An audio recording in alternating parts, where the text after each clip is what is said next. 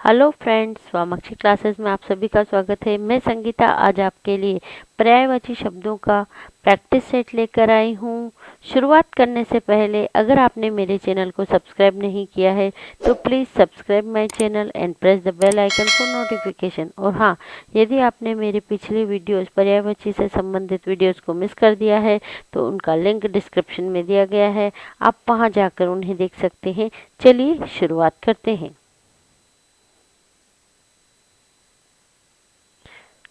प्रश्न नंबर 1, कमल का पर्यायवाची शब्द है। तो यहाँ हमें कमल का पर्यायवाची शब्द बताना है।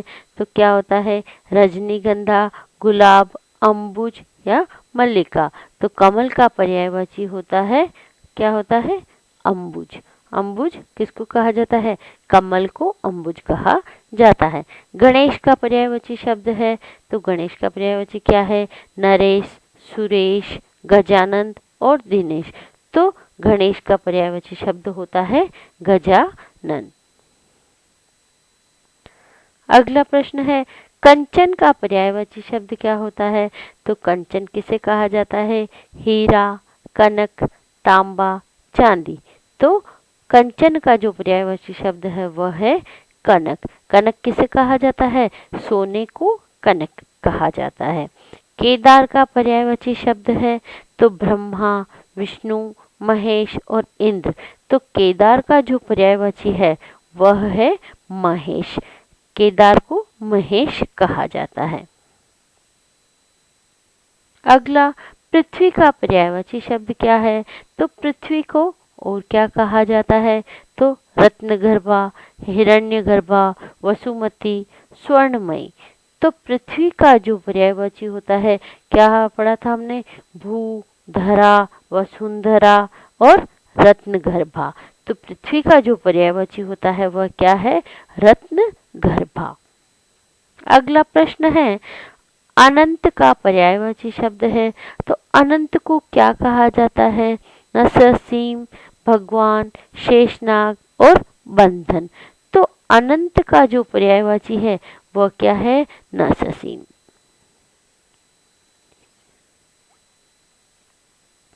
खर का पर्यायवाची शब्द क्या है?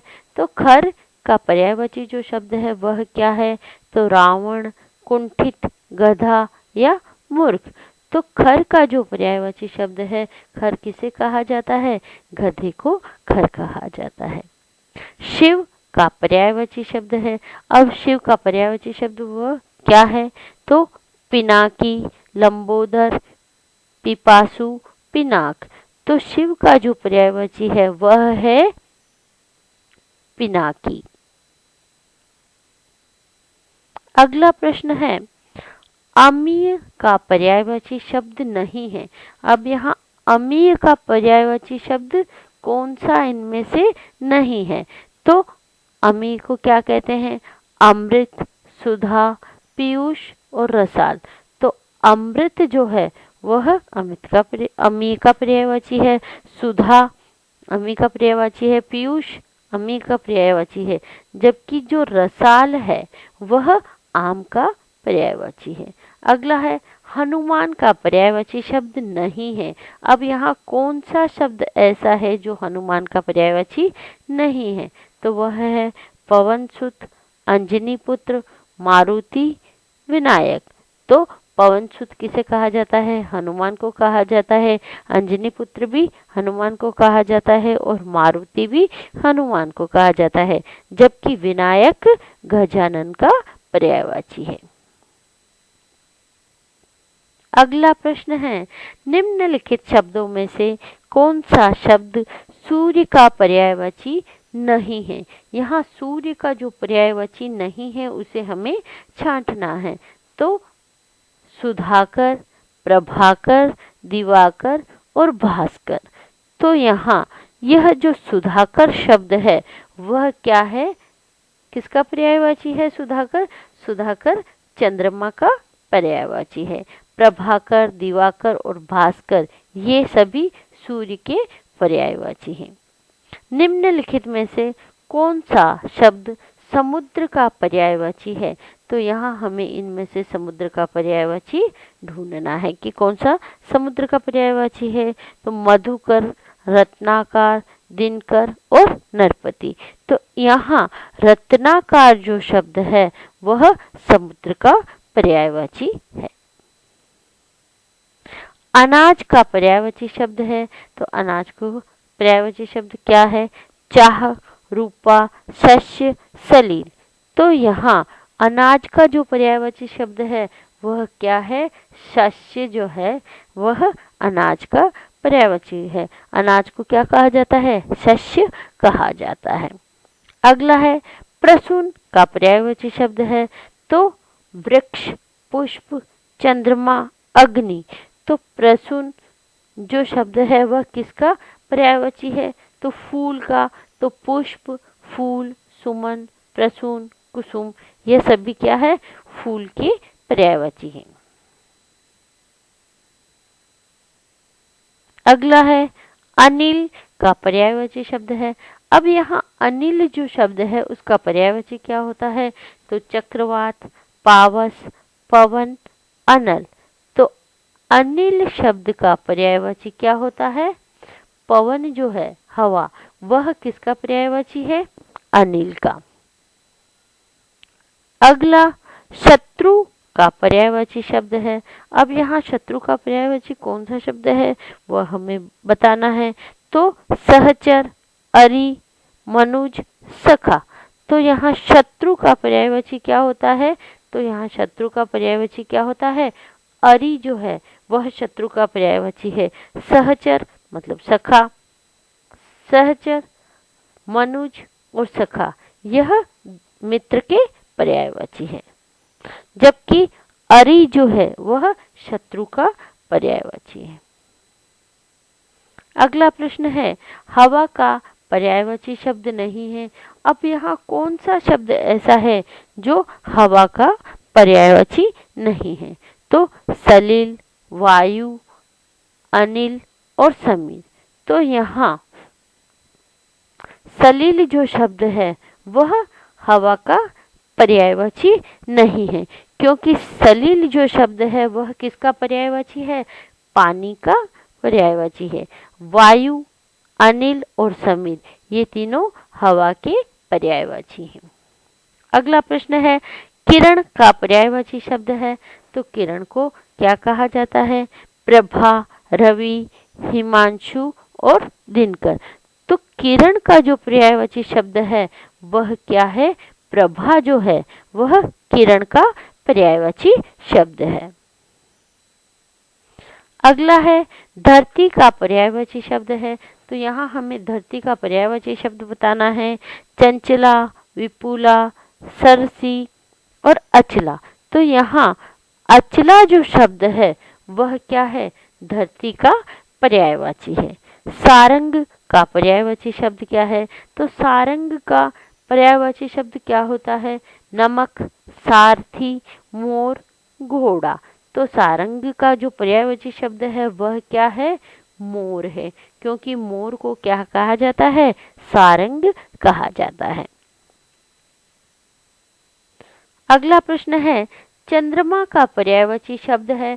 अब यहाँ हमें चंद्रमा का पर्यायवाची शब्द बताना है।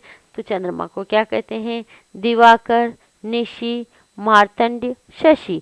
तो चंद्रमा को क्या कहा जाता है? शशि चंद्रमा को कहा जाता है। पहाड़ का पर्यायवाची शब्द नहीं है।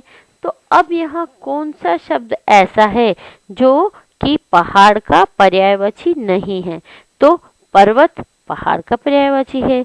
भूधर, शेवाल और नग। तो यहाँ भूधर जो है वह भी क्या है? पहाड़ का पर्यायवाची है। नग भी पहाड़ का पर्यायवाची है, लेकिन शेवाल जो है वह पहाड़ का पर्यायवाची नहीं है। सरस्वती का पर्यायवाची शब्द नहीं है। अब सरस्वती को क्या नहीं कहा जाता है? तो शारदा, कमला, वाणी, वीणा पाणी। तो यहाँ कमला जो शब्द है वह सरस्वती का पर्यायवाची नहीं है। अब फूल का पर्यायवाची नहीं है, तो फूल का क्या पर्यायवाची नहीं है?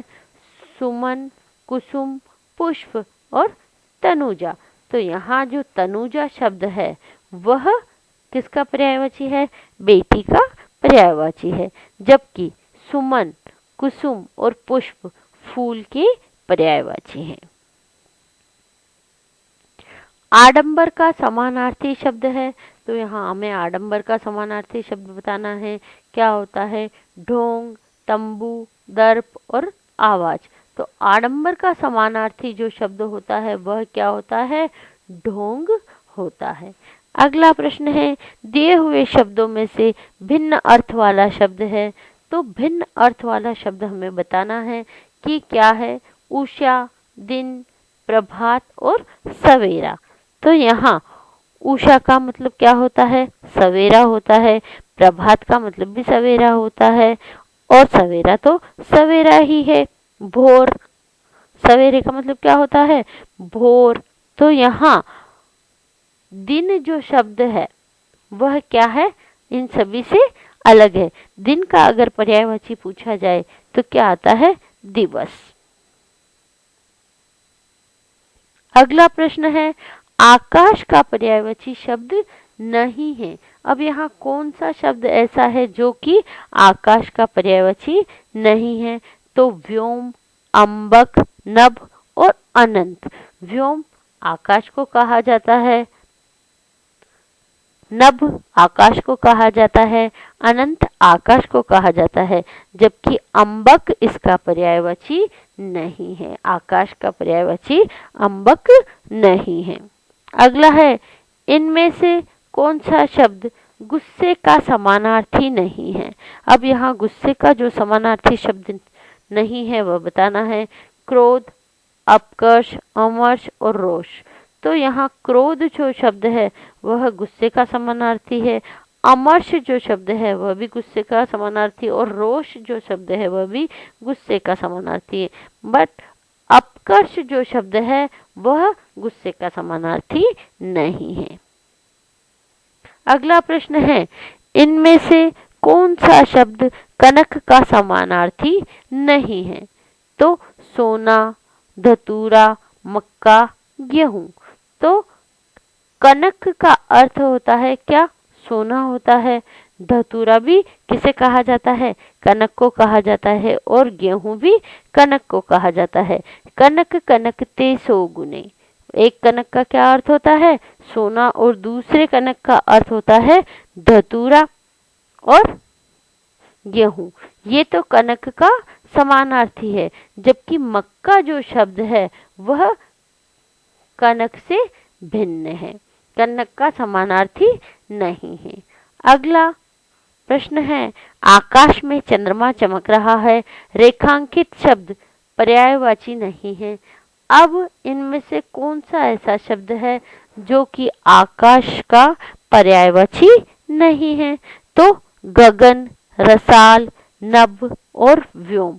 तो यहाँ रसाल जो शब्द है वह आम का पर्यायवाची है। अब मैं यह आशा करती हूँ कि यह प्रैक्टिस सेट आपको पसंद आया होगा, तो इसे ज़्यादा से ज़्यादा लाइक एंड शेयर कीजिए, और अगर आप मेरे चैनल पर पहली बार आए हैं तो चैनल को सब्सक्राइब करना ना भूलें। धन्यवाद।